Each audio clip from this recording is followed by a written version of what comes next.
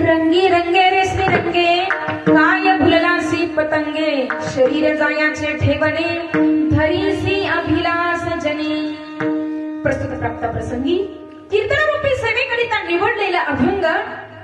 आता आपण ज्यांचं वर्णन पाहिलं ते जगद्वंदनीय तुकाराम महाराज यांचा आणि जीवाला उपदेश करणारा अभंग आहे.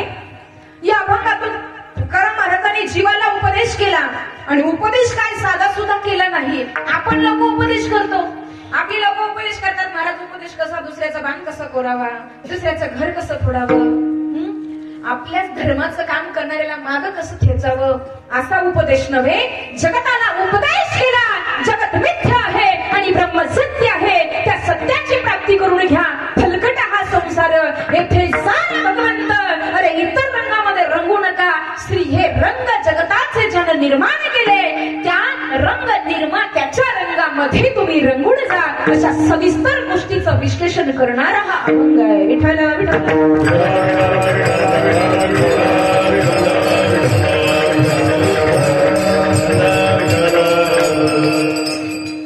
रंगी रंगे रे श्रीरंगे काय भुललासी पतंगे या अभंगामध्ये जगद्वंदनीय तुकाराम महाराज जीवाला उपदेश करतात की बाबांनो, रंगी रंगे रे श्रीरंगे काय भुललासी पतंगे.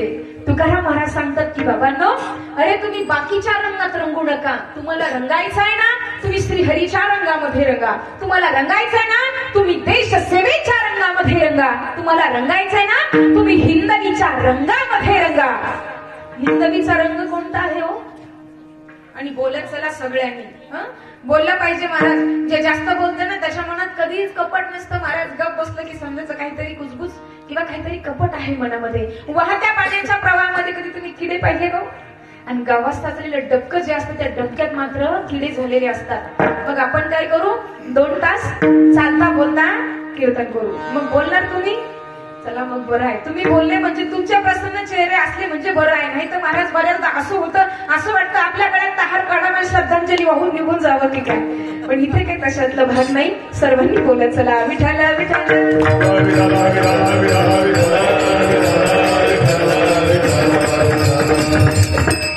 रंगी रंगे रे श्रीरंगे. कुठं आलो होतो पण हिंदवीचा रंग कोणता? कोणता रंग? भगवा रंग. भगवा म्हणजे काय?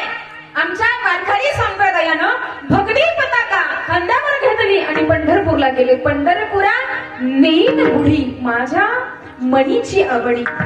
पंढरपुरा नेईन गुढी. तर पंढरपुरा गुढी कोणती होती महाराज? भगवी पताका. आता भगवा म्हणजे काय? प्रथमतः भगव्याचा अर्थ सांगेल. भ म्हणजे भयरहित. अरे धर्मासाठी प्राण जाय पर वचन जाय.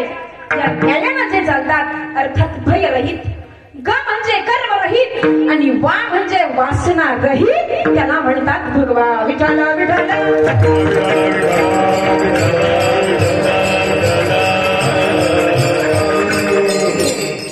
तर बघा, या हिंदवीच्या रंगामध्ये रंगा.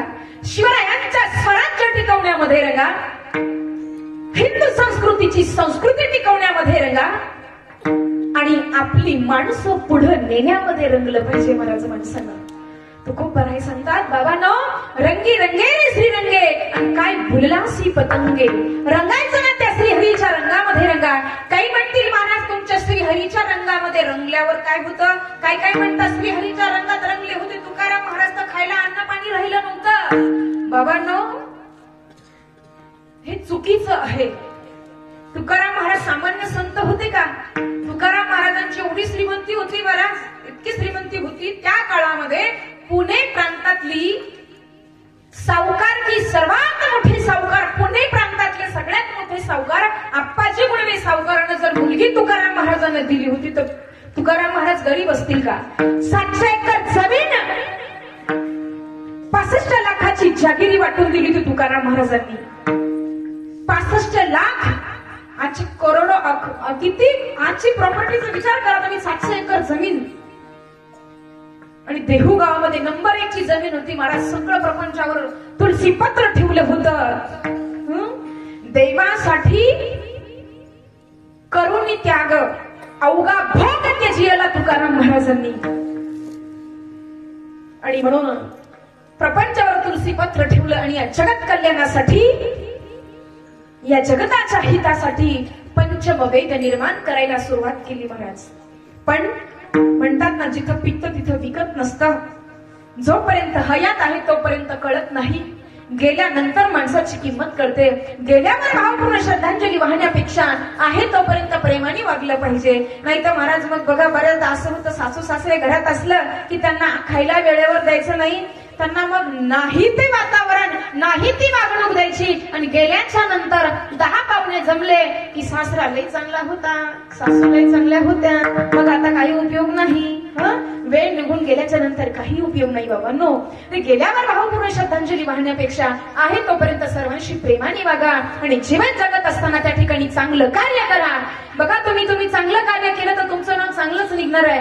बघा, कर्म करताना चांगलं कर्म करा, कारण इथे क्या भरोसा है इस जिंदगी का, साथ देती नहीं ये किसी का.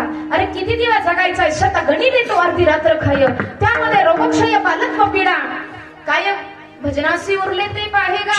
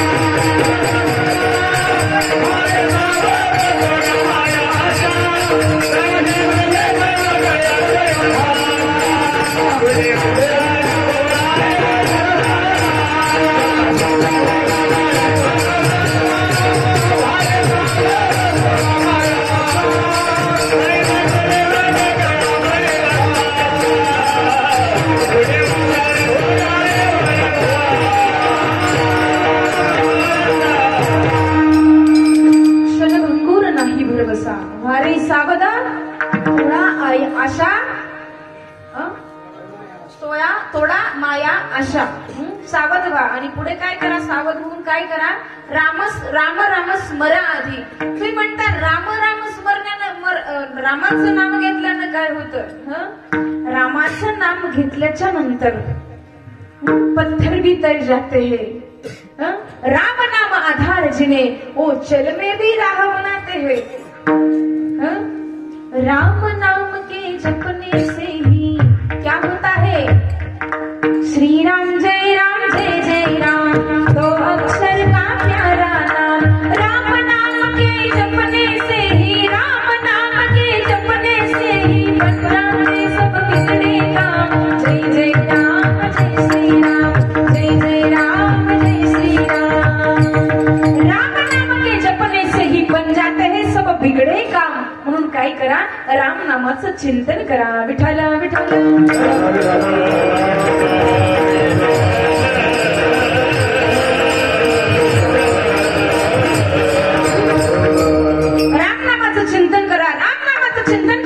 शबरी मातेनं. राम नामाचं चिंतन कुणी केलं होतं महाराज, वाल्या कोळी. परिणाम काय झाला, वाल्याचा वाल्मिकी झाला आणि केले रामायण रामा आधी. पण काय केलं त्या अगोदर, राम नामाचं चिंतन केलं महाराज. कान सारावा चिंतने एकांत वासे गंगा स्नाने. त्या भगवंताचं चिंतन केलं पाहिजे. त्या चिंतनामध्ये एवढी ताकद आहे महाराज की पण जाते हे सब बिगडे काम. त्याचं चिंतन केलं पाहिजे आणि परमार्थ हा अतिशय जलद गतीनं केला पाहिजे बाबांनो. कारण भगवंताचं नाम असेल, परमार्थ असेल, ईश्वर सेवा असेल, देश सेवा असेल, साधू संतांची सेवा असेल, इथे विलंब लावता कामा नये. कारण क्षणाचा भरोसा नाही आहे माणसाचा. आणि जाण्या अगोदर माणसानं काय केलं पाहिजे, मनात चांगलं कार्य करून गेलं पाहिजे. एक दिवस प्रत्येकाला जायचं आहे, पण जाण्या अगोदर असं काम करावं महाराज. चालताना माणसांनी असं चलावं की लोकांनी रामराम घातला पाहिजे, बसताना असं बसावं की कुणी जवळ येऊन बसलं पाहिजे, आणि मरताना असं मरावं अरे दुश्मन जरी असला जसं माझे शंभूराजे गेले महाराज, पण औरंग्याची लाही लाही केली होती महाराज. असं जीवन माणसानं जगलं पाहिजे. शंभूराजे छत्रपती शिवाजी महाराज हा आदर्श आज आम्ही डोळ्यासमोर ठेवला पाहिजे. राष्ट्रमाता जिजाऊ माऊलींचा आदर्श आम्ही डोळ्यासमोर ठेवला पाहिजे. काही लोक म्हणतात का हो महाराज, चांगलं जीवन जगायचं म्हणजे मग गाडी पाहिजे, बंगला पाहिजे, राहिला खाण्यासाठी चांगला पंचपक्वान्न पाहिजे, मान सन्मानासाठी चांगली 1000 रुपयाची शॉल पाहिजे, 2000चा हार पाहिजे. पण या ठिकाणी आमचे संत महात्मे सांगतात, आमची संस्कृती काय सांगते, अरे अच्छा जीवन जीने के लिए ना रहने के लिए घर चाहिए, ना घूमने के लिए कार चाहिए, ना मान सम्मान के लिए अच्छा उपहार चाहिए, अच्छा जीवन जीने के लिए तो मेरे हिंदू धर्म के प्रति अच्छे विचार होने चाहिए. धर्मासाठी चांगले विचार आमचे असले पाहिजे महाराज, धर्मासाठी. कारण बघा तुम्ही, आज आपल्या धर्माला ग्लानी आलेली आहे, आज प्रजासत्ताक दिन आहे. अरे किती वीरांनी या ठिकाणी प्राणाची आहुती दिली. पुलवामा मध्ये जो फार मोठं जे किती मोठं कांड घडलं होतं महाराज, पण इथे काय होतं महाराज, अपने ही गद्दार होते हैं, भारत का कुछ नहीं बिगड़ा, दुश्मन की तलवारों ने भारत को बर्बाद किया है, भारत के ही गद्दारों ने बाबांनो. अपने ही अगर गद्दार नहीं होते तो पुलवामा में हमारे जवान कभी शहीद नहीं होते. कारण आज त्या देशाच्या जवानामुळे, त्या सैनिकामुळे आम्ही आज या मातृभूमीमध्ये सुरक्षित आहोत. तुम्ही बघा, आज आपण या ठिकाणी प्रत्येक सणवार मोठ्या उत्साहाने साजरा करत असतो. आज आमच्या देशाचे सैनिक सीमेवर त्या ठिकाणी उभे राहतात. कसला सण, कसला रक्षाबंधन, कसली दिवाळी महाराज त्यांना. म्हणून त्या ठिकाणी त्या सैनिकचा आपल्याला स्वाभिमान असला पाहिजे बाबा. आणि या महाभारतीच्या सन्मानासाठी किती त्यागलं होतं महाराज आमच्या शूरवीरांनी जीवन. स्वतःचा प्राण अर्पण केला होता महाभारतीच्या रक्षणासाठी. आम्ही काय करतोय आमच्या धर्माच्या रक्षणासाठी, धर्माचे पालन करणे पाखंडाचे खंडन. आणि यासाठी मात्र आमच्या शूरवीरांनी प्राणाची आहुती, बलिदान दिलं महाराज. पण हिंदू धर्म हा वाचवला. विठ्ठला विठ्ठला.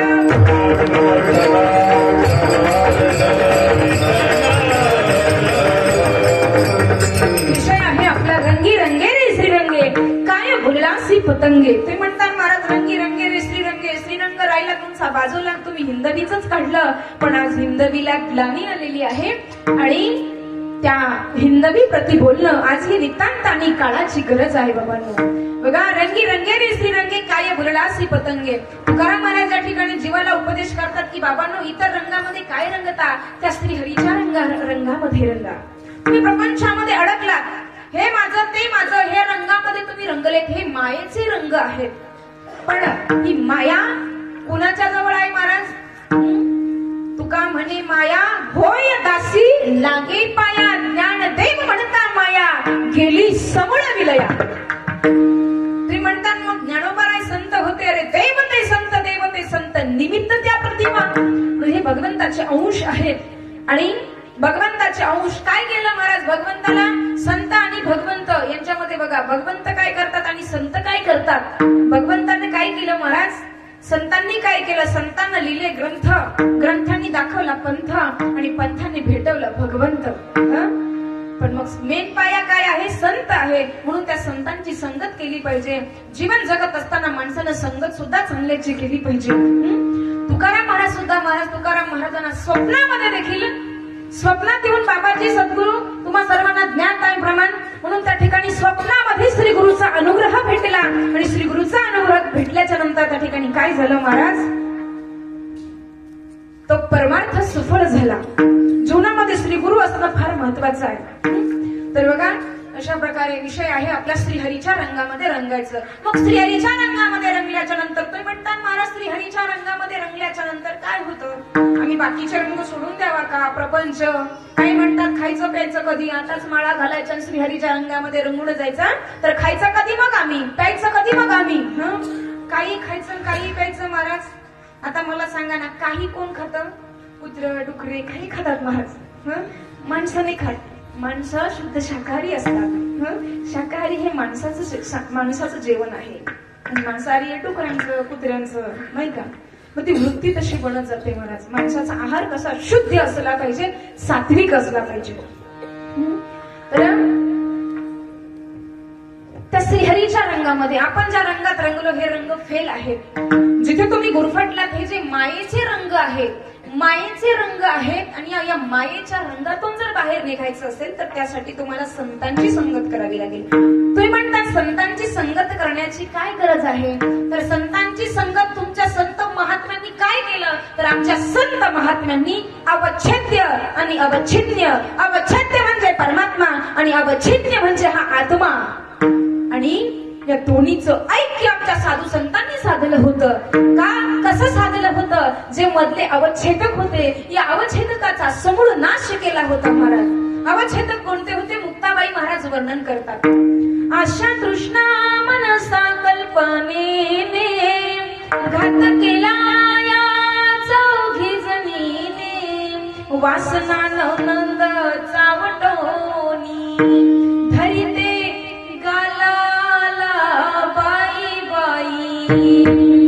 जाते ग माहेराला बाई बाई, जाते ग माहेराला बाई बाई, जाते ग माहेराला बाई बाई, जाते ग माहेराला. माहेराला म्हणजे कुठं? राजा पिंपरीला, चितेगावला? हे माहेर नव्हे. कोणतं माहेर? माझ्या मूळच्या घराला, मूळ स्वरूपाला. मूळ स्वरूप बघा, मूळ स्वरूपाला जाते. मुक्ताबाई महाराजांनी पाहिलं होतं अशा कृष्णा मनसा कल्पनेने घात केला या चौघी जणीने. पुढे महाराज 3 सासरे सांगितले. माझे मूळचे 3 सासरे, 2 वाईट 1 आहेत खरे. 2 वाईट आणि 1 आहेत खरे, पण खऱ्याला आम्ही मानत नाही, बोलत नाही. परी मी बोलत नाही त्याला, परी मानित नाही मी त्याला. मग 3 सासरे कोणते? 1 सक्का सासरा, 1 चुलत सासरा आणि 1 मावस सासरा. महिला मंडळ खरं सांगा, बरोबर आहे की नाही? बरोबर ना? काहीतरी म्हणावं, हो नाही? तर 3 सासरे कोणते? हे सासरे नव्हे. सासरे कोणते? रजोगुण, तमोगुण आणि सत्वगुण. 2 सासरे वाईट, रजोगुण आणि तमोगुण हे वाईट आहेत आणि सत्वगुण मात्र हा चांगला आहे. परिमाणित नाही मी त्याला, तो आम्हाला आवडत नाही महाराज. सत्य, कारण जगत मिथ्या ब्रह्म सत्य आहे, पण ब्रह्माची प्राप्ती कोण करून घेणार महाराज? आम्हाला ते नको वाटतं. अशा प्रकारे त्या ठिकाणी हे जगत मिथ्या आहे, ब्रह्म सत्य आहे आणि त्या सत्याची प्रचिती येण्यासाठी काय करावं लागेल? साधू संतांची संगत करावी लागेल. आणि साधू संतांनी जो मार्ग दाखवून दिला, मार्ग दावून गेले आधी दयानिधी संत ते. ते म्हणतात महाराज साधू संतांची काय गरज आहे? साधू संतांची काय गरज आहे? आम्हाला देवाच्या मंदिरात जाता येत नाही का? राऊळामध्ये किंवा पंढरपूर असेल तर मध्ये साधू संतांची गरज का आहे? तर बाबांनो, जगत हे कोर्ट आहे. जगत हे कोर्ट आहे आणि याचा न्यायाधीश म्हणजे भगवान परमात्मा आहे. जर कोर्टामध्ये आपल्याला न्यायाधीशापर्यंत आपली फाईल पोच करायची असेल तर त्या ठिकाणी काय करावं लागतं? आपल्याला वकील लावावा लागतो. त्या वकिलाची काय करावी लागते? आपल्याला सल्ला घ्यावी लागते. आता बघा, आता त्या वकिलाची सल्ला घ्यायला गेल्याच्या नंतर त्याच्याकडे तुम्हाला केस जर द्यायची असेल तर तुम्हाला द्यावे लागते 50,000 रुपये. पण संत रूपी वकील असे आहेत ना महाराज, त्या ठिकाणी काहीच नाही महाराज, काहीच घेत नाही. निस्वार्थी सेवा. तर त्या ठिकाणी काही घेणार नाही, तुम्हाला फुकटचा सल्ला भेटणार. पण फुकटचा सल्ला पटतो कोणाला महाराज? तर त्या ठिकाणी फुकटचा सल्ला दिला. संत महात्म्यांनी सांगितलं महाराज की बाबांनो, या ठिकाणी फलकट हा संसार येथे सार भगवंत. मग बघा, संत महात्म्यांनी मार्ग दाखवला. मार्ग दावून गेले आधी दयानिधी संत ते. येण्याची पंथे चालू जाता, पडेना गुंता कोठे काही. मग कुठेच गुंता पडणार नाही. तुम्ही म्हणतात गुंतायचे काय आहे प्रश्न? की बाबांनो बघा, एक उदाहरण मी तुम्हाला सांगेल म्हणजे लक्षात येईल. एक भला मोठा असं ग्राउंड आहे, जवळपास 100 एकर ते ग्राउंड आहे. तिथून एक पांथस्त चाललेला आहे आणि त्याच त्या सर्व काटेरी कुंपण आहे, काटेरी तार कुंपण आहे. आणि त्या 100 एकरच्या त्या ग्राउंड मध्ये मध्यभागी थंडगार पाण्याचा असा झरा आहे. पाणी दिसतंय, तिथं पाणी भरपूर आहे, पिण्यासाठी कुणी नाही आहे. आणि गेटच्या बाहेरून एक पांथस्त एक प्रवासी चाललेला आहे. तहान लागलेली आहे, पण पिण्यासाठी पाणी नाही आहे. पिण्यासाठी पाणी नाही आहे. 100 एकरच्या त्या ग्राउंड मध्ये मध्यभागी थंडगार पाण्याचा असा झरा आहे. पाणी दिसतंय, तिथं पाणी भरपूर आहे, पिण्यासाठी कुणी नाही आहे. आणि गेटच्या बाहेरून एक पांथस्त एक प्रवासी चाललेला आहे. तहान लागलेली आहे, पण पिण्यासाठी पाणी नाही आहे. त्यानं ते पाणी पाहिलं दुरून आणि आतमध्ये जाण्यासाठी एकच रस्ता आहे. त्यांनी ते पाणी पाहिलं आणि ते पाणी पाहिल्याच्या नंतर त्याला आत जायचं होतं महाराज, पण पाणी पिण्यासाठी आत जावं कसं? वॉचमॅनला विचारलं, आज जाऊ का रे बाबा, मला तहान लागली आहे. त्यानं सांगितलं, दिसत नाही का खतरे की घंटा, बहुत बडे बडे विस्फोटक होते हे, म्हणे आतमध्ये जाता येणार नाही, अंदरच्यांना म्हणे साफ साफ लिहिलं, वाचता येत नाही का तुला? ते म्हणे लिहिता येतं म्हणे खतरे की घंटा. पण महाराज एकदा की लगन लागली की कितीही खतरेच्या घंटा वाजू द्या, माणूस थांबत नाही महाराज. आणि त्यालाही अशी तहान लागली होती महाराज की काय करावं, पाणी तर दिसतंय, तिथपर्यंत पोहोचायचं आहे, लिहिलेलं आहे बोर्ड. पण त्या माणसानं, जो वॉचमॅन होता, त्यानं सांगितलं, बाबा मी आज जाऊ देतो, पण तू जिवंत बाहेर येशील का नाही याची काही गॅरंटी नाही. तुला आधी इथं कागदोपत्री लिहून द्यावं लागेल की माझ्या जीवनाचा पुढचा जिम्मेदार मी आहे, जगेल किंवा मरेल, जिवंत बाहेर येतो की नाही म्हणून. असं त्यांनी महाराज लिहून घेतलं. मग हा पाणथस्त पाणी पिण्यासाठी एकच गेट आहे, त्या गेट मधून यानं आत प्रवेश केला आणि हात निघाला पुढे महाराज. तर पुढे जात असताना थोडासा असा पाऊस पडलेला होता, मंद मंद असा वारा वाहत होता आणि तो पाऊस पडलेला होता. आणि त्या पाऊस पडल्यावर याच्या अगोदर एक पाणथस्त त्या रस्त्याने गेलेला होता. रस्ता एकच होता जाण्यासाठी. आजूबाजूला जर पाय गेला, आजूबाजूला पाऊल पडलं तर सगळ्या खतरे की घंटा होत्या महाराज. मग त्याला जायचं आहे, तिथपर्यंत पोहोचायचंय, तो निघाला, पण जाऊ कसा? तर समोर त्याच्या अगोदर एक पाणथस्त गेलेला होता आणि त्याच्या पाऊल खुणा तिथे उमटलेल्या होत्या. प्रत्येक पाऊल खूण बघायचा, त्या पावलावर पाऊल टाकायचा आणि जात जात हळूहळू त्या पाण्यापर्यंत पोहोचला. थंडगार पाणी पिऊन तो पाणथस्त जेव्हा बाहेर आला, त्यावेळेला त्याला वॉचमॅनने विचारलं, अरे तू चतुर आहेस, तू कसं काय गेला तिथपर्यंत, जिवंत कसा बाहेर आला? तर त्यावेळेला महाराज त्यांना सांगितलं, अरे माझ्या अगोदर एक पाणथस्त अगोदर गेलेला होता, त्याच्या पाऊल खुणा पाहिल्या आणि त्याच्या पाऊल खुणावर पाऊल ठेवत ठेवत मी तिथे गेलो, तर मला थंडगार पाणी त्या ठिकाणी प्यायला भेटलं. अर्थात माझं सांगण्याचं तात्पर्य एवढं, संत महात्म्यांनी जो मार्ग दाखवलेला आहे त्या मार्गाने आम्ही जर गेलो तर कुठेच गुंता पडणार नाही. आणि थंडगार जसं त्या पाणथस्थाला पाणी भेटलं, तसं आपल्याला या जगतामध्ये एकमेव स्थित असणारं त्या भगवान परमात्म्याच्या त्या तत्वाचं आपल्याला दर्शन झाल्याशिवाय राहणार नाही महाराज. पण कधी? मार्ग लावून गेले आधी, येण्याची पंथे चालून जातात, त्या पंथाने आपल्याला सत्राचे मार्ग, सत्राचे मार्ग,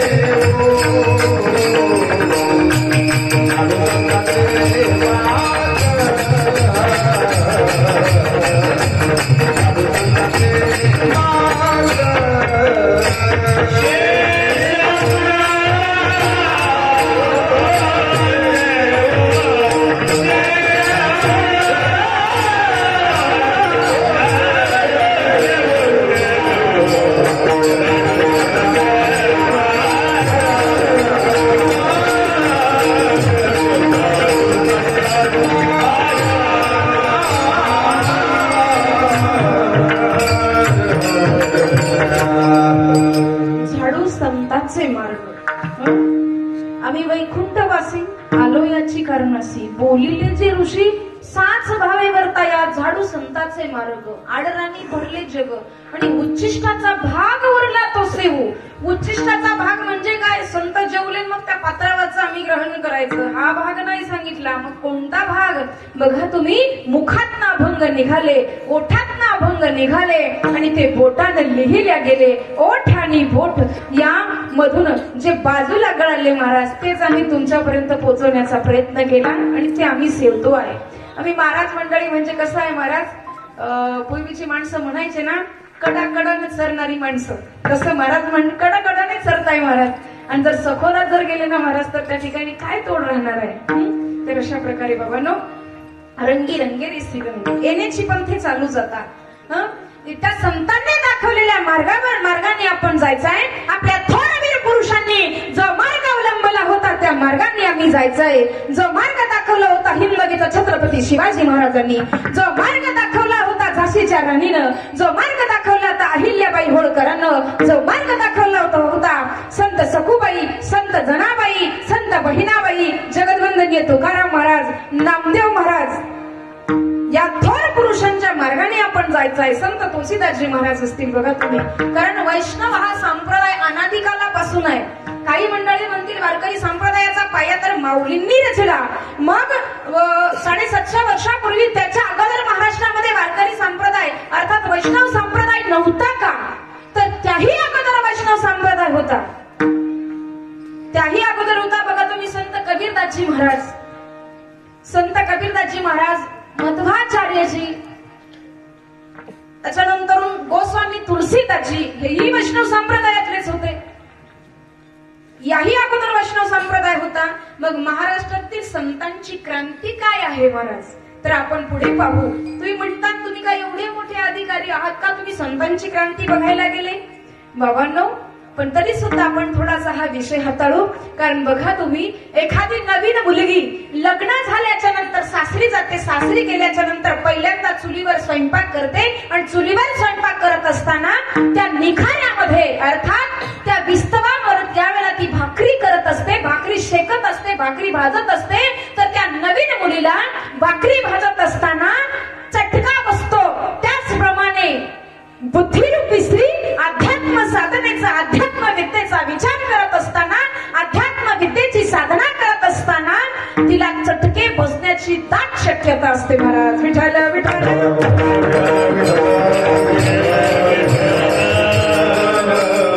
तर बघा, आपला विषय आला होता महाराष्ट्रातील संतांची क्रांती काय. तर बघा तुम्ही, जरा ज्ञानोबारायांच्या अगोदर वैष्णव होते. त्याच्यानंतर दुसरी गोष्ट बघा तुम्ही, नाथ महाराजांनी भागवत धर्माचा प्रचार केला किंवा समाजामध्ये आणलं म्हणावं, तर त्या अगोदर भागवत हा ग्रंथ नव्हता का? त्याच्यानंतर आता आपण माऊलींचा विचार करतो बघा तुम्ही, त्या अगोदरही हे सर्व काही होतं, पण हे फक्त सीमित होतं महाराज. हे बाकी लोकांपुरतं नव्हतं. जे उच्चवर्णीय असतील किंवा ब्राह्मण वगैरे यांच्यासाठी होतं, क्षत्रियांसाठी, बाकीच्यांसाठी काय होतं, बहुजन समाजासाठी काही नव्हतं महाराज. हे होतं पण हे सीमित होतं. सीमित होतं अर्थात त्याला बंधनं होती.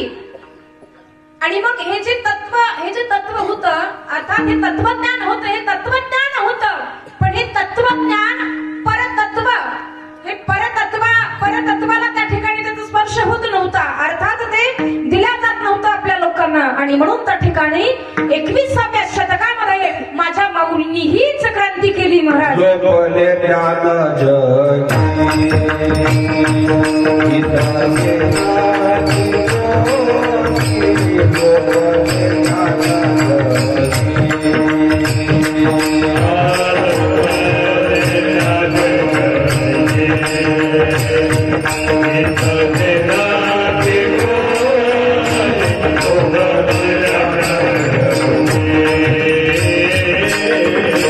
अवतार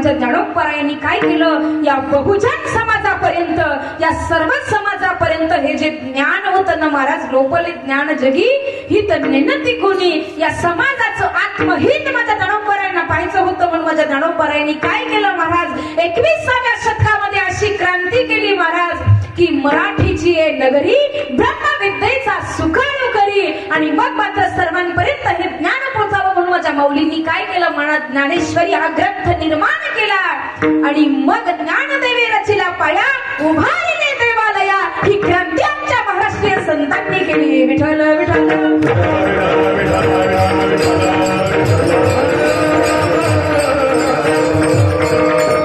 बघा, ही क्रांती करत असताना काय झालं महाराज, माझ्या ज्ञानोबरायांना एवढा त्रास झाला महाराज, पावली संघर्ष त्यांना करावा लागला. पण ज्याच्या जीवनामध्ये संघर्ष आहे ना, त्यानं समजायचं आपला रस्ता कुठेतरी योग्य आहे. ज्या वेळेला तुम्ही वाईट काम करताल त्यावेळेला तुम्हाला कोणीच अडथळे घालणार नाही महाराज, पण चांगलं कार्य, धर्म कार्य तुम्ही हाती घेतलं की तुमच्या छोट्या छोट्या चुका पकडल्या जातील महाराज. 24 तासाचा चांगला वेळ बघितला जाणार नाही, पण 5 मिनिटातला वेळ तुमच्याकडे बघितला जाणार की अरे कुठेतरी नॉमिनेट करण्याचा प्रयत्न निश्चित केला जाणार, कुठेतरी सापडतो का चुकीमध्ये. तर माझ्या ज्ञानोबरायांच्या जीवनामध्ये हेच झालं होतं महाराज. ज्ञानाकडे पाहिलं नाही, किती ज्ञान होतं. धर्म पंडित सर्वांना ज्ञात आहे. पैठण क्षेत्री जे दक्षिण काशीत या धर्मपीठानं काय न्याय दिला महाराज, न्याय नव्हता होतो, अन्यायच केलेला होता माझ्या मुलींवर.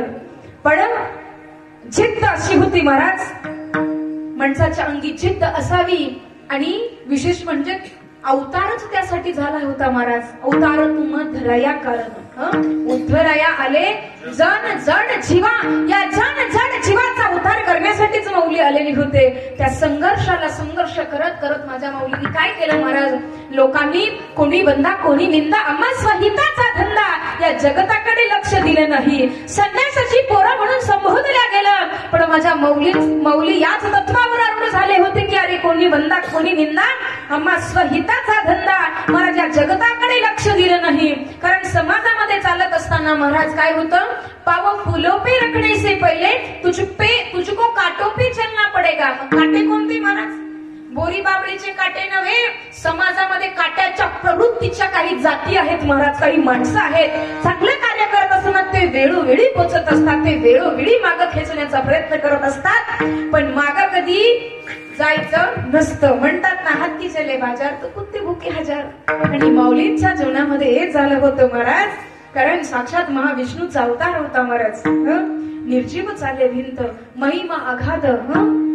काय माझ्या माऊलींचा महिमा. मग या सगळ्यांकडे बाकीच्यांकडे लक्ष दिलं नाही. ज्ञानोबरायांनी आपलं कार्य अविरत अखंडपणे चालू ठेवलं, आणि या बाकी जगताकडे लक्ष न दिलं. फक्त एकच तत्व माऊली जाणून होते, जगत मिथ्या आणि ब्रह्म सत्य आहे. त्या सत्यावर आरूढ झाले, त्या सत्यावर विश्वास ठेवला. परिणाम काय झालं, माझे माऊली महाराष्ट्राची नव्हे, भारताची नव्हे, हिंदुस्थानची नव्हे, तर जगताची माऊली झाले.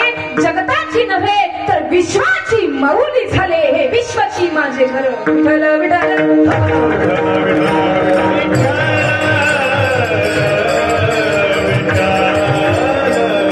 कारण माझे माऊली पूर्णपणे त्या श्रीहरीच्या रंगामध्ये रंगले होते. तुम्ही रंगता, तुम्ही पैसा कमवण्यामध्ये रंगता. बघा, तुम्ही पैसा म्हणजे लक्ष्मी, पण तुकोबाराय म्हणतात लक्ष्मीच्या काय रंगात रंगता. तुकोबाराय म्हणतात तुम्ही लक्ष्मीच्या रंगात रंगले, पण मी त्या रंगात रंगलो.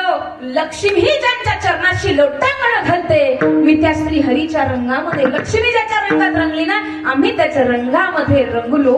आणि तुम्ही सुद्धा काय करा बाबांनो, बुडते हे जन न देखवे डोळा. म्हणून त्या ठिकाणी तुम्ही काय करा, या बाकीच्या रंगामध्ये रंगू नका. काय करा, त्या श्रीहरीच्या रंगामध्ये रंगा. अभंगाचा प्रथम चरण.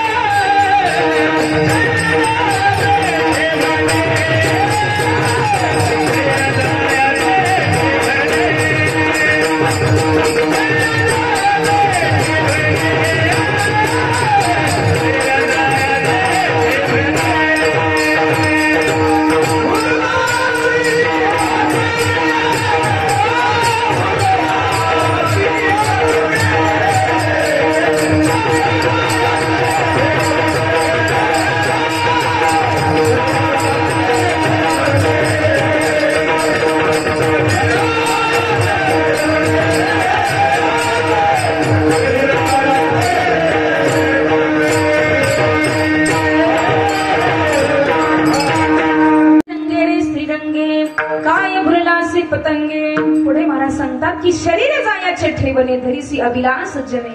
ज्या देहाला तुम्ही माझं माझं म्हणता त्याचा ठाव ठिकाणा आहे का. एका महात्म्याने एका वेदांती महात्म्याला विचारलं महाराज एका व्यक्तीला की तुझं नाव काय आहे. त्यानं सांगितलं माझं नाव रुद्र आहे. म्हणजे रुद्र नाव हे तुझं तुला आहे शरीराला आहे का आत्म्याला आहे. तो म्हणे हे काय रुद्र दिसत नका तुम्हाला. तो म्हणे महात्मा म्हटले दाखव ना मग रुद्र कुठे आहे. त्याने दाखवलं हा काय रुद्र म्हणे हा तर गाल आहे. मग तो म्हणे हा काय रुद्र म्हणे हा कपाळ आहे. हा काय म्हणे रुद्र अरे हा तर हात आहे. अरे ज्या नावाचा कुठे ठाव ठिकाणाच नाही ज्याला कुठे त्याचा कुठे पत्ताच नाही महाराज त्याची 3 चिमूट राख होणार आहे महाराज. त्याला तुम्ही माझं माझं म्हणता ते तुमचं आहे का. देह काळाचे धन कुबेराचे येथे मनुष्याचे काय आहे माणसाचं. तरी माणूस मगरुरी नाही का.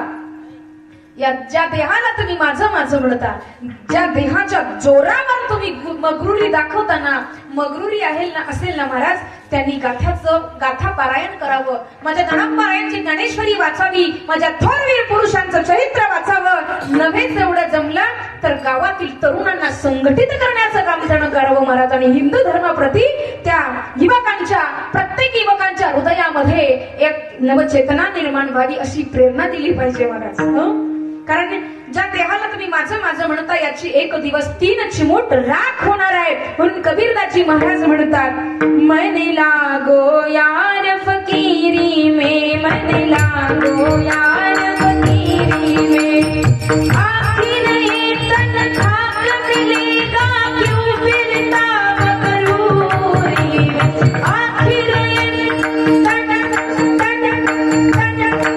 आखिर ये तन खाक मिलेगा क्यों फिरता मगरूरी में. मन लागो यार फकीरी में मन लागो यार फकीरी में मन लागो यार फकीरी में. मन लागो यार फकीरी में आखिर ये तन खाक मिलेगा क्यों फिरता है मगरूरी में. आणि मगरूरी किती आहे महाराज. काही म्हणतात पैसा आहे काहीला पैशाची मगरुरी असते काहीला संपत्तीची मगरुरी असते काहींना धनाची सोन्या नाण्याची मगरुरी असते. ज्याला वाटत असेल माझ्याकडे फार मोठं सोनं आहे धन दौलत आहे मला काही करायची गरज नाही मला काय गरज आहे सत्ताहाला येण्याची महाराज. त्यांना आमच्या शांती ब्रह्म संत एकनाथ महाराजांच्या जीवनाचा थोडासा विचार करावा. ज्याला वाटत असेल महाराज बघा तुम्ही काही मंडळी महाराज 5 तोळ्याची अंगठी घालून आमच्या महाराज लोकांसमोर येतात आणि तिथं मात्र ती गुरगुरी त्यांची सुरू होते महाराज. तिथे काही नम्रता नसते. तर सांगेल या ठिकाणी बाबांनो ज्याला वाटत असेल माझ्याकडे सोनं आहे ज्याला वाटत असेल माझ्याकडे 50 तोळे सोनं आहे त्याला थोडासा विचार माझ्या नाथ महाराजांच्या जीवनाचा करावा.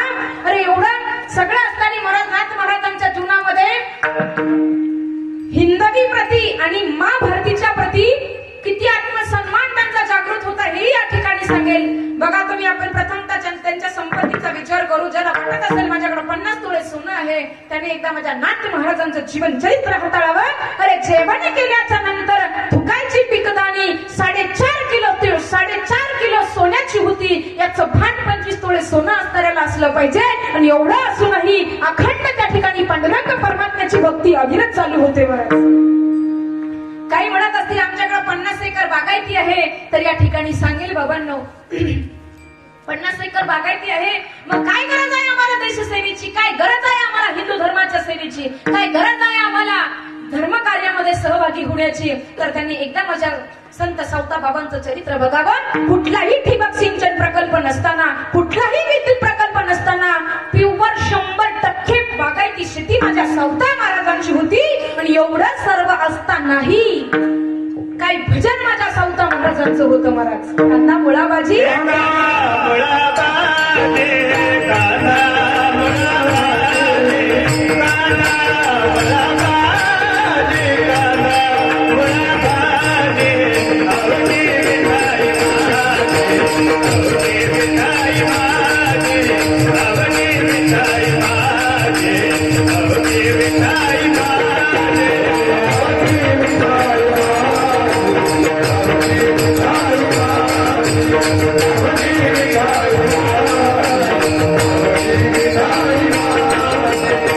Namo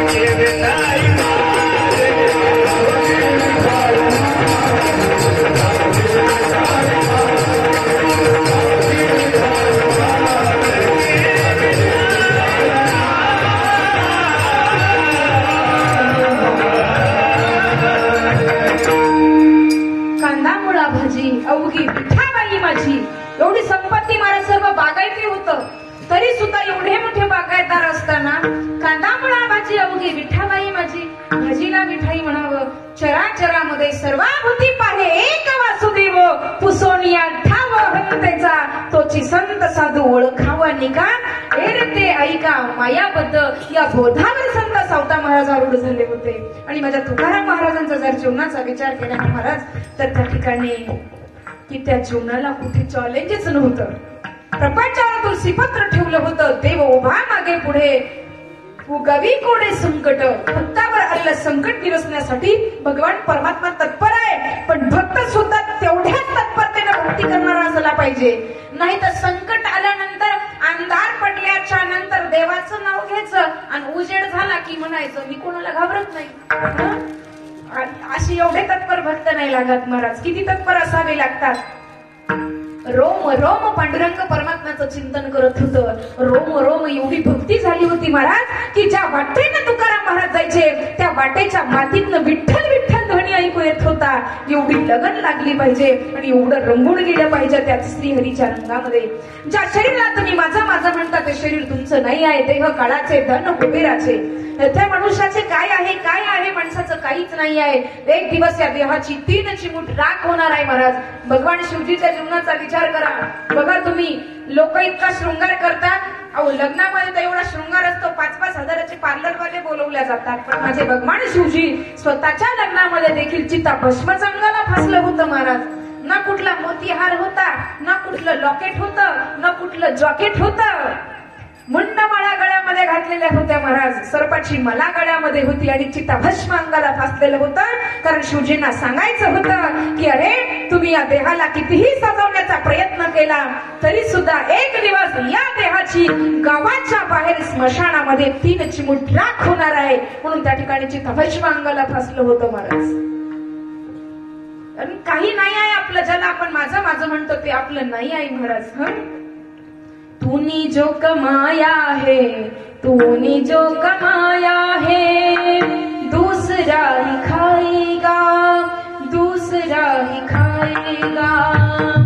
खाली हाथ आया है, खाली हाथ जाएगा. खाली हाथ आया है, खाली हाथ जाएगा. तूने जो कमाया है वो दूसरा ही खाएगा. खाली हाथ आया आना है और खाली हाथ जाना है, तो काहो कि काहे को मगरूरी करता है. विठ्ठल विठ्ठल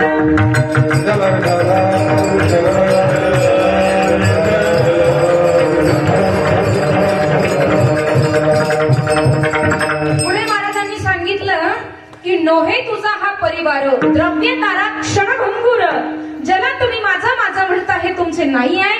शकी तोडतील कटी सूत्राची, निर्दय होतील आपतची. असं कधी झालं का? एखाद्या माणसानं शून्यातनं कोटीची प्रॉपर्टी उभी केली आणि कोटीची प्रॉपर्टी उभं केल्याच्या नंतर 3 मुलं आहेत, त्यातलं एखादा असं म्हणतं का गेल्याच्या नंतर अरे आपल्या बापानी शून्यातनं सगळं विश्व निर्माण केलं, मग आपण 3 जण भाऊ आहोत तर 1 जण जाऊ ना आपण बापा बरोबर सोबत. तिथं कोणी नाही आहे, शेवटी एकट्याला यायचंय आणि एकट्याला जायचंय. फक्त आपलं कर्म आपल्या सोबत येणार आहे. म्हणून त्या ठिकाणी जीवन जगताना चांगलं कर्म केलं पाहिजे बाबांनो. ज्या आई वडिलांच्या पोटी जन्माला आलात ना, त्या आई वडिलांच्या डोळ्यामध्ये दुःखाचे नव्हे तर आनंदाचे अश्रू आले पाहिजे माई बाप हो. आणि त्यासाठी काय करावं लागेल माझ्या माता मौल्यांनो? त्यासाठी मुलीच्या हातामध्ये, मुलाच्या हातामध्ये, बाल्य अवस्थेमध्ये थोरांची ओळख ही ग्रंथ द्या.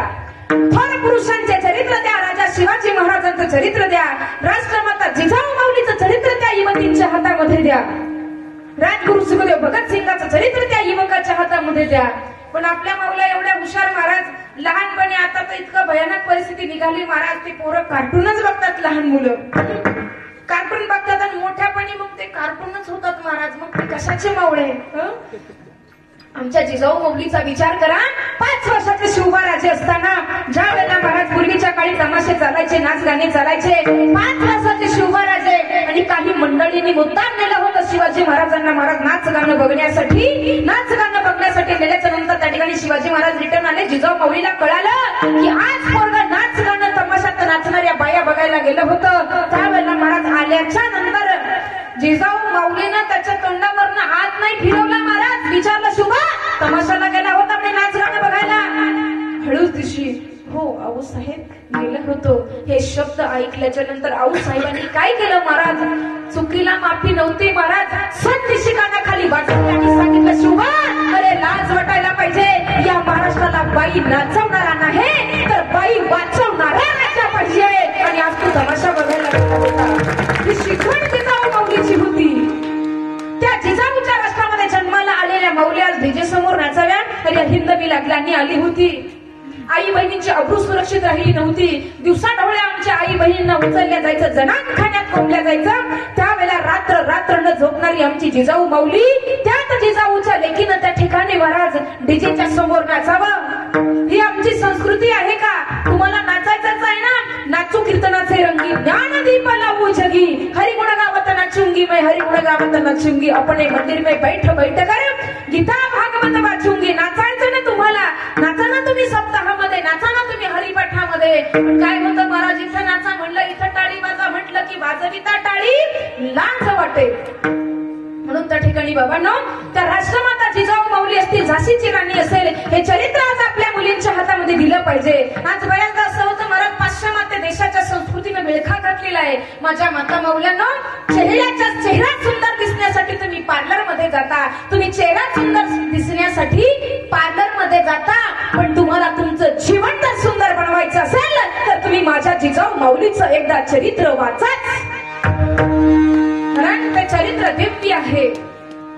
आज आमची मुलगी बाहेर निघाली म्हणजे आमच्या माता माऊल्या काय करतात महाराज? व्हॉट्सअपचे मोबाईल त्या मुलीच्या हातामध्ये. आमची मुलगी बाहेर निघाली, कुठे एखादा फॅशन शो असेल, कुठे काही कार्यक्रम असेल, 5-5 हजाराच्या मेकअप किट तुम्ही त्या मुलीच्या पर्समध्ये टाकून देता. मुली बिघडतील नाही तर काय होईल? माझ्या माता माऊल्यांना त्या मुलीच्या पर्समध्ये मेकअपच्या किट देण्यापेक्षा प्रत्येक आईनं त्या मुलीच्या पर्समध्ये एक शस्त्र तिच्या जवळ दिलं पाहिजे, जेणेकरून कुठल्याही नराधमाची त्या आई बहिणीकडे वाईट नजरेनं बघण्याची हिंमत होणार नाही.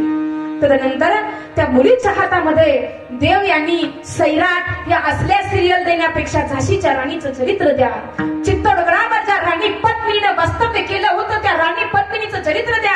ज्या आईला वाटत असेल माझी मुलगी पळून जाऊ नये, माझ्या मुलीनं माझ्या कुळाला कलंक लावू नये असं जर वाटत असेल तर त्या ठिकाणी माझ्या माता मौल्यांनो त्या मुलीच्या हातामध्ये एक वेळ आयुष्यामध्ये एक वेळ अवश्य चित्तोडगडावर वास्तव्य करणाऱ्या राणी पद्मिनीचं चरित्र द्या.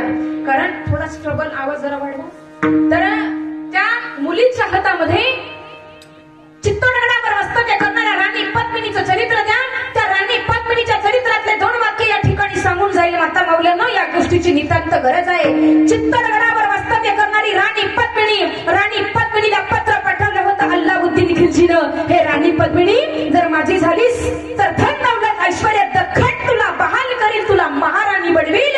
पण त्याच्या प्रलोभनाला भुलणारी ही राणी पद्मिनी नव्हती, हिंदुस्थानची खानदानी स्त्री होती. उलट पत्र पाठवलं होतं आणि पत्रामध्ये त्या दुष्टाच्या प्रेमाला होकार दिला नव्हता विधर्म्याच्या, तर त्या पत्रामध्ये स्पष्ट उल्लेख केला होता. आणि पत्रामध्ये काय उत्तर पाठवलं होतं माझ्या राणी पद्मिनीनं? चित्त देऊ नाही का माझ्या माता मौल्यांना? राणी पद्मिनीनं त्या ठिकाणी पत्र लिहिलं होतं, हे अल्लाउद्दीन खिलजी, तेरे जैसा विदेशी कुत्ता हम हिंदुस्तानी नारी को छूना तो दूर लेकिन देख भी नहीं सकता, क्योंकि हिंदुस्तानी नारी को पाने के लिए कभी जा भी चाहिए हिंदुस्तानी शेर का. तेरे जैसा विदेशी कुत्ता हम हिंदुस्तानी नारी को देख भी नहीं सकता. राणी पद्मिनीचं होतं. थोडं चेंज करा. विठ्ठल विठ्ठल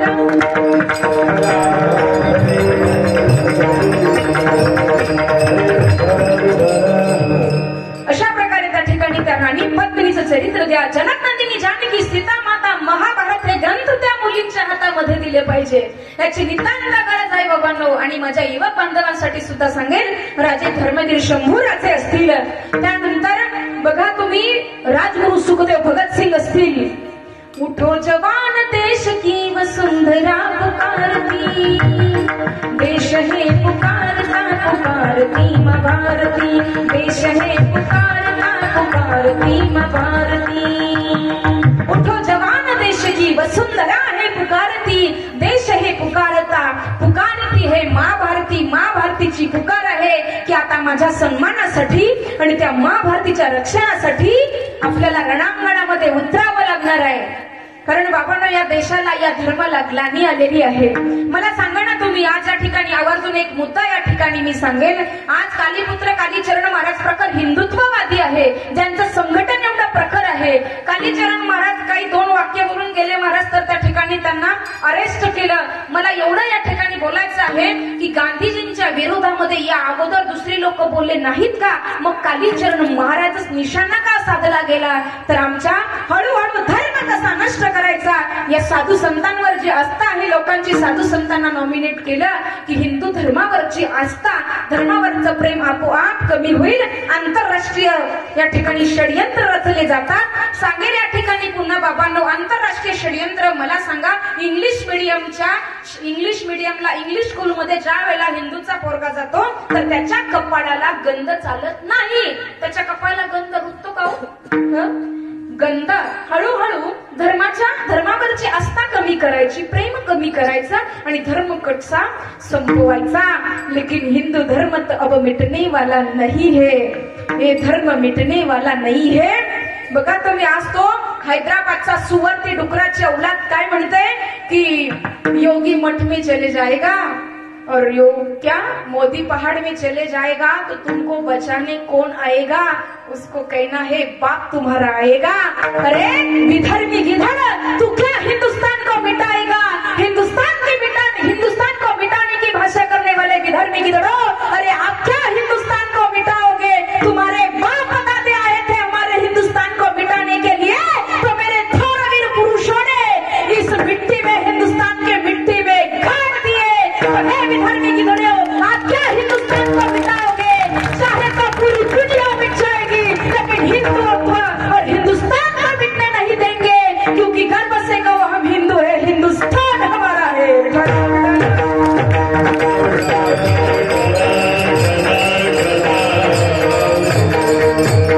माँ भारतीच्या त्या ठिकाणी महाराज, माँ भारती अशी आहे महाराज, तुम्ही माँ भारतीची सीना फडता. एक दाना टाकल्याच्या नंतर हजारो दाणे देणारी ती माँ भारती आहे. आणि त्या माँ भारतीमध्ये, हिंदुस्थानमध्ये राहून तो विधर्मी गिधड ओवेसी म्हणतो की माँ भारतीचा अपमान आहे महाराज वेळोवेळी. पण बाबांनो, त्या ठिकाणी आता मात्र त्यांना सडेतोड उत्तर देण्याची वेळ आलेली आहे की त्या ओबीसी साठी एकच बोलेल बाबांनो या ठिकाणी. त्यासाठी एकच बोलू की दूसरों के टुकड़ों में पलने वाले कुत्ते, अरे आप क्या हिंदुस्तान को मिटाओगे? अरे हिंदुस्तान की टुकड़े करने की भाषा किया तो चाहे तो पूरा पाकिस्तान मिटने देंगे, लेकिन हिंदुस्तान के टुकड़े नहीं होने देंगे.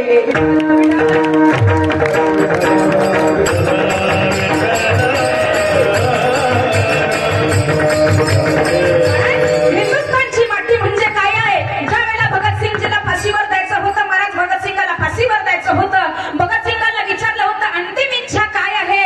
त्यावेळेला असं नव्हतं म्हटलं की मला आईला भेटायचं, बापाला भेटायचं, नातेवाईकांना भेटायचं, चांगला मला जॉकेट पाहिजे, चांगले मला कपडे पाहिजे, चांगला मला फेटा पाहिजे, असं काही मागितलं नव्हतं. तर काय सांगितलं होतं? भगतसिंगाने एकच सांगितलं होतं त्या जेलरला की तुला अगर मुझे देना है तो मुझे आजादी दे दो.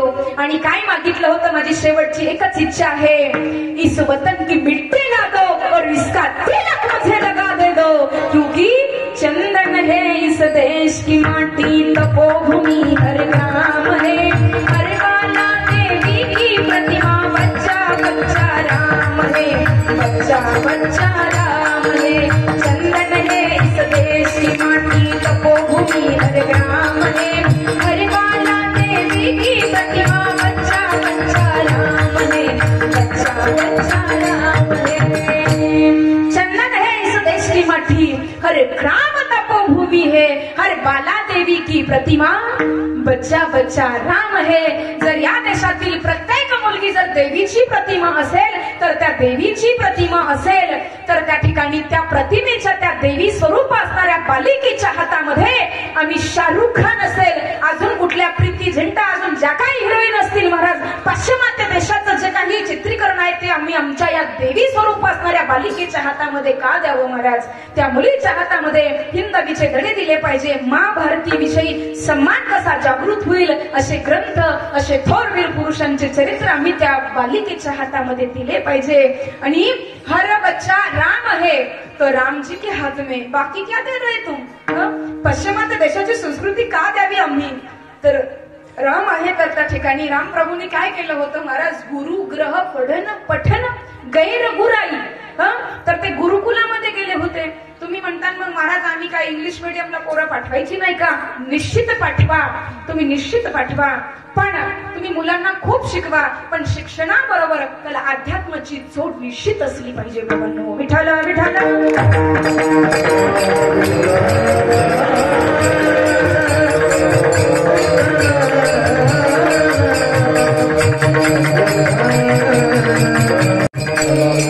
अशा प्रकारे त्या ठिकाणी तुम्ही म्हणता महाराज तुम्हाला कीर्तन येत होतं का नव्हतं, हिंदुत्व पेटलं तर पेटलंच तुमचं.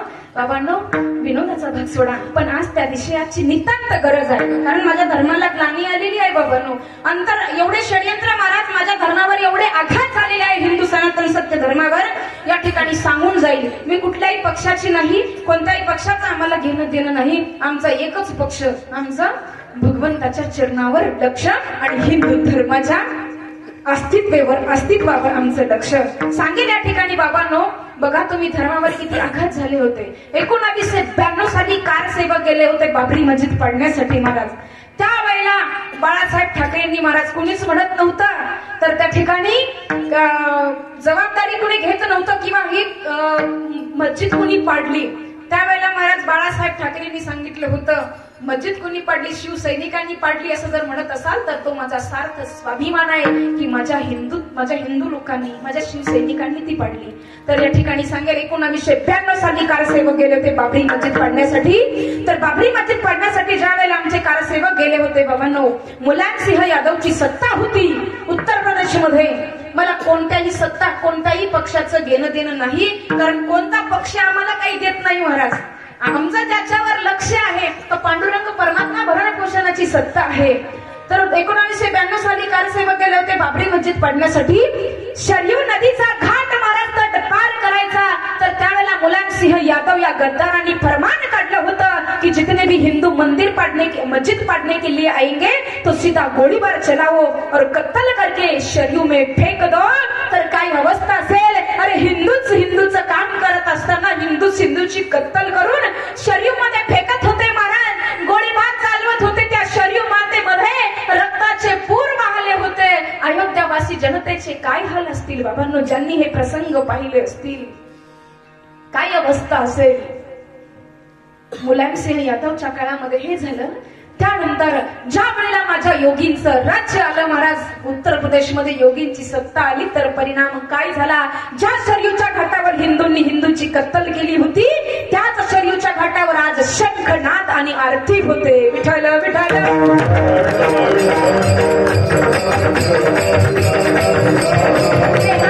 अयोध्या भूमी ही आमची भूमी आहे. रामललाची त्या ठिकाणी जन्मभूमी असताना, अरे आमच्या हक्काचं असताना सुद्धा विधार्मिक धड्यांनी हिसकवण्याचा प्रयत्न केला होता बाबांना.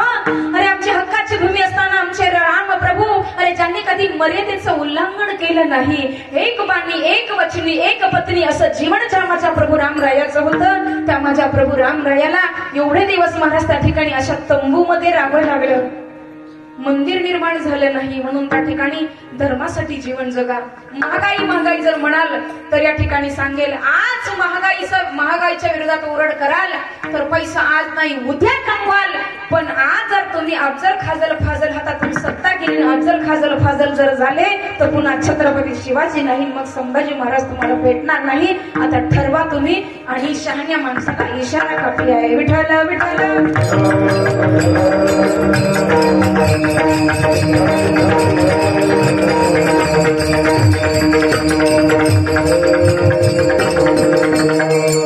म्हणून त्या ठिकाणी धर्मासाठी बाबांनो की ज्या शरीराला तुम्ही माझं माझं म्हणता या देहाची राख होणार आहे. मग देह देवाची गणनी मुखी अमृताची वाणी. हा देह एक दिवस जाणार आहे. म्हणून तुकाराम महाराज सांगतात की ज्याला तुम्ही माझं माझं म्हणता हा एक दिवस जाणार आहे. अभंगाचं द्वितीय चरण.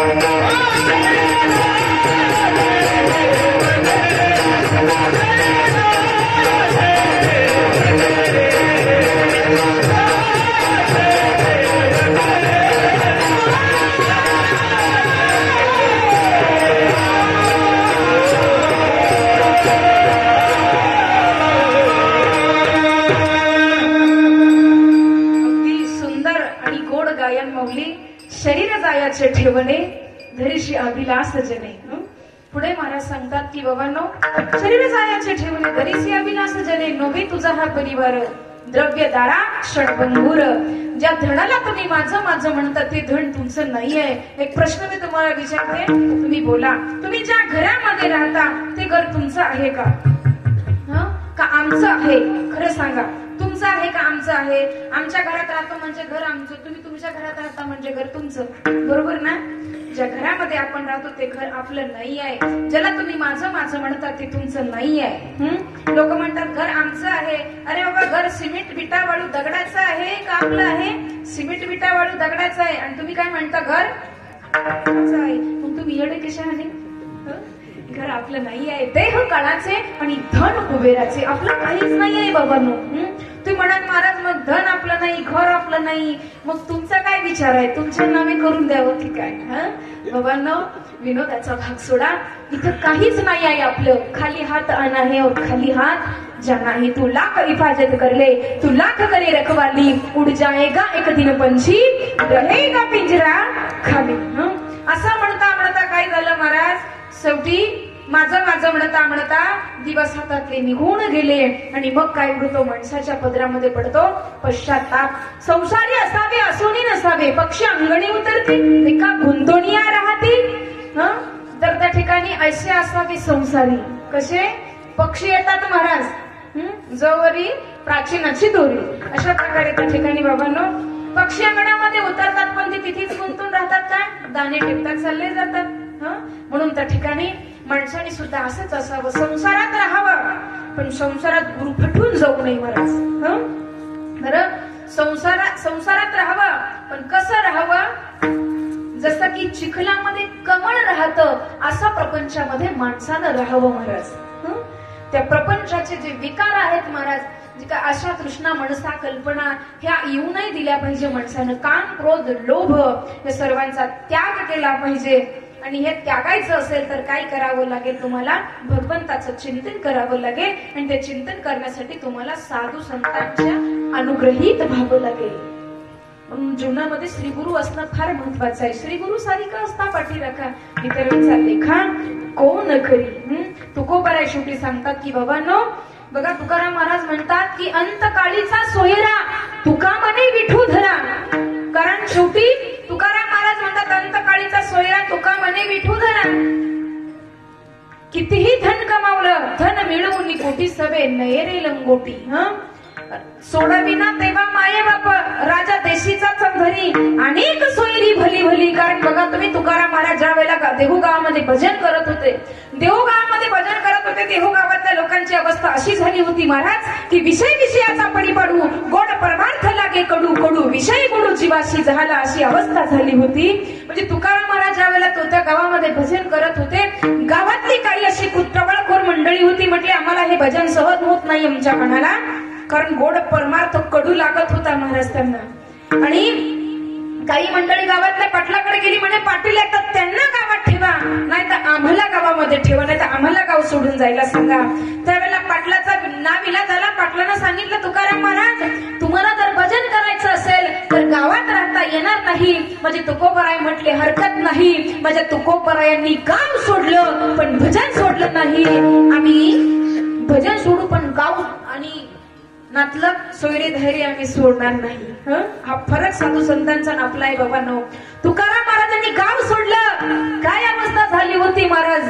अरे ज्याच्या जीवावर मी गावामध्ये राहत होतो तो गावचा पाटील कोपला, आता काय करावं, आता काय खावे, कोणीकडे जावे, गावात राहावे कुणामुळे. अरे ज्याच्या बळाने मी गावात राहत होतो तो पाटील गोपला, आता काय करावं. माझ्या तुकोबरायांनी गाव सोडलं, भंडारा डोंगर गाठला, सर्व सोयऱ्या धैर्यांनी मोकललं होतं. मग माझ्या तुकोबरायांनी काय केलं, वृक्षवल्ली अम्मा सोयरे म्हणतरी पक्षी सुस्वरे आळविती, तिथे जाऊन भजन केलं आणि त्या पशु पक्ष्यांना वृक्षांना आपलं केलं. अहो मानवावर परिणाम होईल यात काय नवल आहे. वृक्षांवर आणि पशु पक्ष्यांवर त्या ठिकाणी भंडारा डोंगरावर परिणाम झाला होता महाराज. इतकं भजन असावं लागतं. आणि मग मात्र मागे पुढे उभारा हे सांभाळीत आली आनंद निवाराया. जी तुकोबरायांची अवस्था झाली होती त्या अवस्थेला आपल्याला जावं लागेल. व्यवस्था चालत नाही परमार्थामध्ये. बघा प्रपंचामध्ये असावी व्यवस्था, पण परमार्थात मात्र माझ्या तुकोबराया, ज्ञानोबराया, संत सखुबाई, संत जनाबाई यांच्यासारखी निश्चित असावी अवस्था. विठ्ठल विठ्ठल.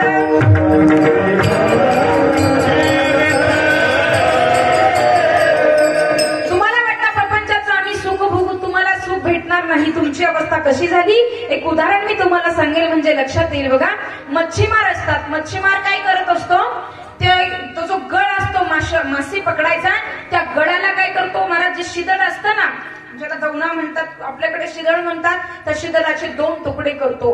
एक तुकडा त्या गळाला बांधतो आणि तो गळ असा पाण्यामध्ये सोडतो. कोण, मच्छीमार. तुमच्या लक्षात येतं ना, तुम्हाला भाषा समजते ना पण माझी. तर मग त्या ठिकाणी तो मच्छीमार काय करतो, तो अर्धा बांधलेला शिदळ तो दवना असा पाण्यामध्ये सोडतो आणि पाण्यामध्ये सोडल्याच्या नंतर मासा काय करायला लागला, त्या दवण्याला गिळण्यासाठी, खाण्यासाठी मासा पुढे येऊ लागला.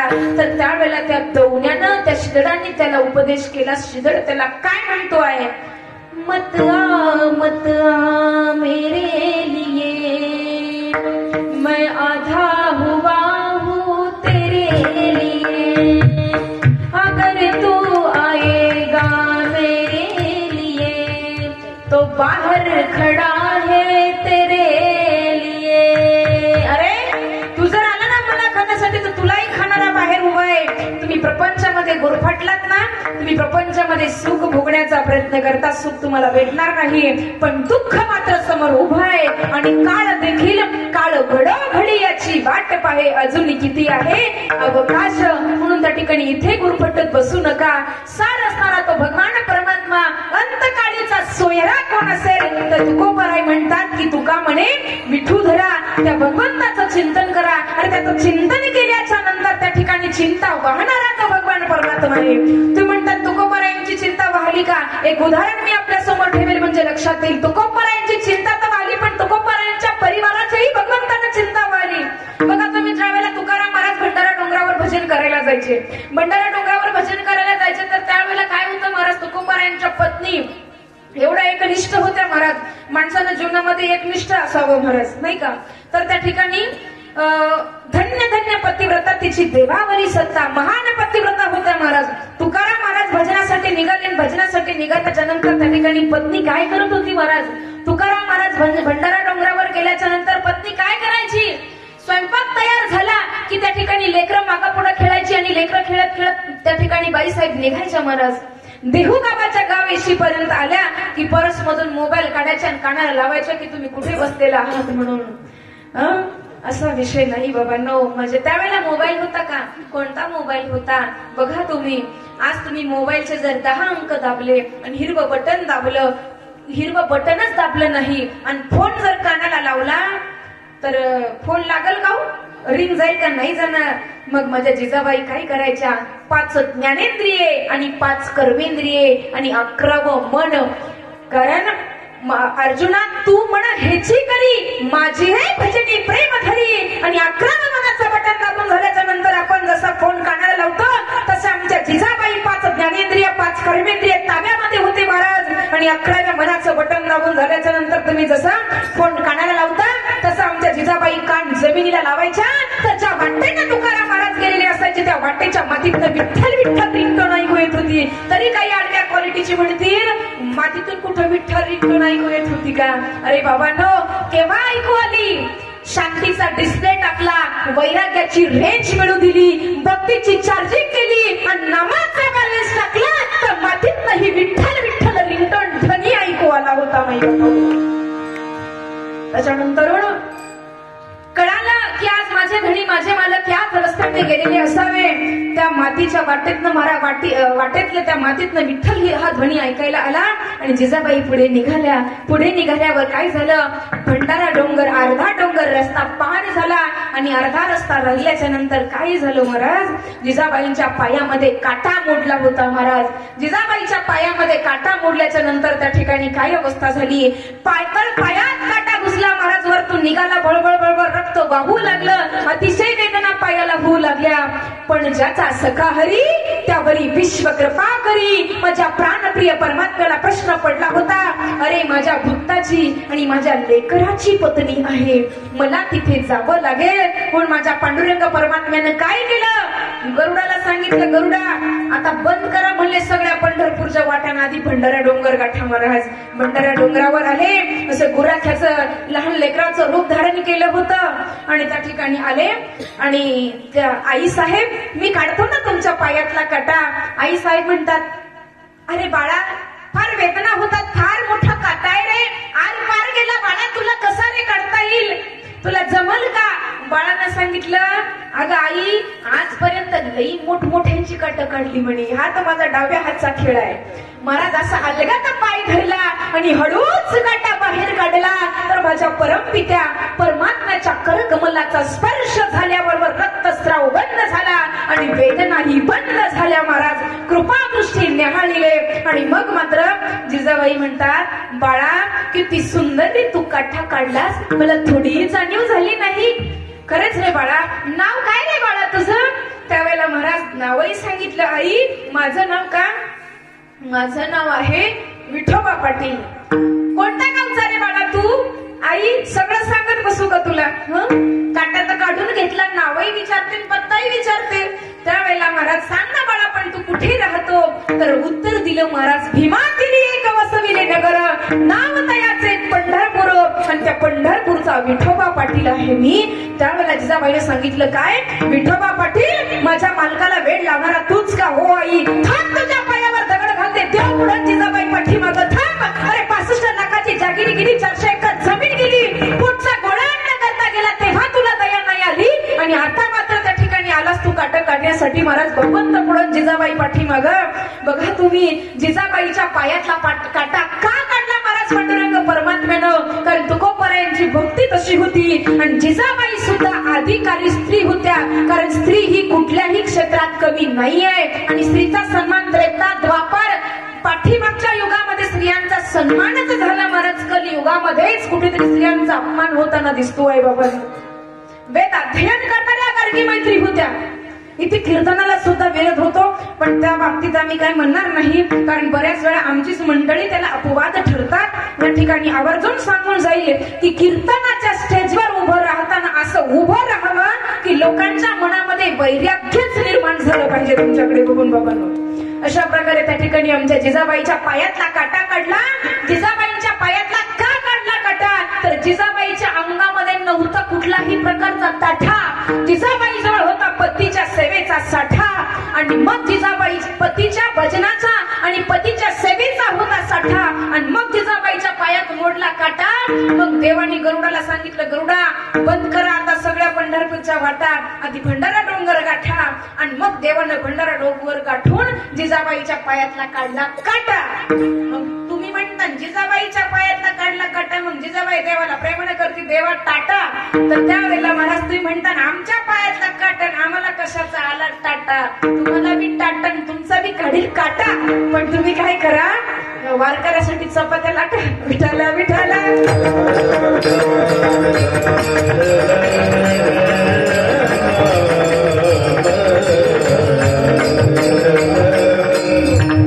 बाबांनो. तर बघा, म्हणून तुकोबरायाने या सर्व गोष्टीची प्रचिती अनुभूती, आणि म्हणून तुकोबरायाने जीवाला उपदेश केला की बाबांनो, अंतकाळीचा सोयरा तुका म्हणे विठू धरा. पण तुमचा जास्त वेळ घेणार नाही. जास्त वेळ जर तुमचा घेतला, तुम्ही म्हणाल महाराज तुम्हाला कुठं संधी भेटती का नाही, हो का आमचंच गाव भेटलं होतं तुम्हाला एवढं वेळ बोलाय का. कमी बोलावं तर परत म्हणतात महाराज काय टिकणं बसून आले होते का काय. चला विनोदाचा भाग सोडा, जास्त वेळ तुमचा घेणार नाही. रंगे रंगेने श्रीरंगे काय भुरलासी पतंगे, शरीर जायाचे ठेवणे धरीसी अभिलाष जने. नव्हे तुझा हा परिवार द्रव्यदारा क्षण भंगूर, शरीर जायाचे ठेवणे धरीसी अभिलाष जने. अंतकाळीचा सोयरा तुका म्हणे विठू धरा, शरीर जायाचे ठेवणे धरीसी अभिलाष जने. मैवा या अभंगावर जसं बोलता येईल तसं बोलण्याचा प्रयत्न केला. जर काही चुकीचं बोलली असेल तर मज पामर आहे काय थोरपण. पायीची वाहन पायी बरी, आपल्या पायातली चप्पल तुटल्यानंतर आपण त्या चप्पलीची शिलाई करता, तसंच बोलता बोलता ही चप्पल कुठे तुटली चुकली असेल तर आपल्या जवळील क्षमारूपी धाग्याने या चप्पलीची शिलाई करा. सर्व ज्ञानी मुनी महाराज मंडळींनी उत्कृष्ट अशी साथ दिली. सर्वांना खूप असे धन्यवाद. या ठिकाणी जाता जाता सांगेल, भगवंताची सेवा करा, आपलं काहीच नाही आहे. गीतेमध्ये भगवंत सांगतात की यदादित्य गतम तेजो जगत भासयते खिलम यत् चंद्रमसी यच्चाग्न तत्तेजो विद्धि मामकम. सूर्याचा प्रकाश, चंद्राचा प्रकाश सुद्धा हे सर्व भगवंताचंच आहे. महाराज आपलं काही आहे, देता देव विता नेता नेवता. म्हणून त्या ठिकाणी धर्म कार्य करा. देवाने जर त्या ठिकाणी तुम्हाला 24 तासाचा वेळ दिला तर त्यातला 1 तास वेळ तुम्ही हा भगवंताच्या नामस्मरणासाठी, धर्म कार्यासाठी आणि भगवंताच्या कार्यासाठी हा दिलाच पाहिजे. त्याच्यानंतर भगवंतानं जर आपल्याला धन संपत्ती, काही लोक म्हणतात सत्तामध्ये आम्ही 11,000ची पट्टी फाडली, महाराज 11,000ची पावती फाडली, तुमचं आहेच काय, तुम्ही त्यातच त्यांना देतो आहे आपण. आपलं काय आहे महाराज. म्हणून त्या ठिकाणी धर्म कार्यासाठी आपण देत चला, कारण देवाच्या कार्यासाठी जर 2 हातानं दिलं तर 1000 हातानं देणारा तो भगवान परमात्मा आहे. दान केलं पाहिजे माणसानं. बघा तुम्ही, प्रपंच रूपी धरण आहे, या धरणामध्ये इतकं संपत्ती असेल, इतकी संपत्ती असावी महाराज तुमच्या घरामध्ये, इतकी संपत्ती असावी, मी तर सांगेल एवढी संपत्ती असावी की एकाच्या गळ्यामध्ये 50 तोळ्याचं लॉकेट असावं, एकेकाच्या घरात 5-5 किलो सोनं असावं. पण एवढं सगळं असताना त्याला कुठेतरी धर्मरूपी दरवाजा असला पाहिजे, जेणेकरून त्याला कीड लागणार नाही आणि आपत्ती आल्याशिवाय राहणार नाही. म्हणून धर्म कार्य करा. आता मात्र जास्त वेळ तुमचा घेणार नाही. झालेली सेवा याच ठिकाणी थांबूया. बस भगवंताकडे जाता जाता एकच प्रार्थना करू, तुमचा हा चालत असलेला अखंड हरिनाम सप्ताह हा उत्तर असाच वाढत जावो आणि आकाशाला गगडाला गवस निघालो, हीच प्रभूचरणी प्रार्थना करेल. आणि याच ठिकाणी वाणीला पूर्ण विराम देईल. विठोबा रोगमाई भजन होईल. सर्वांनी हाताने टाळी वाजवा, मुखाने नाम घ्या. जे टाळी वाजवणार नाही त्याला त्याच्या शेजाऱ्याची शपथ आहे, बघून घ्या शेजारी टाळी वाजवतो का नाही. विठोबा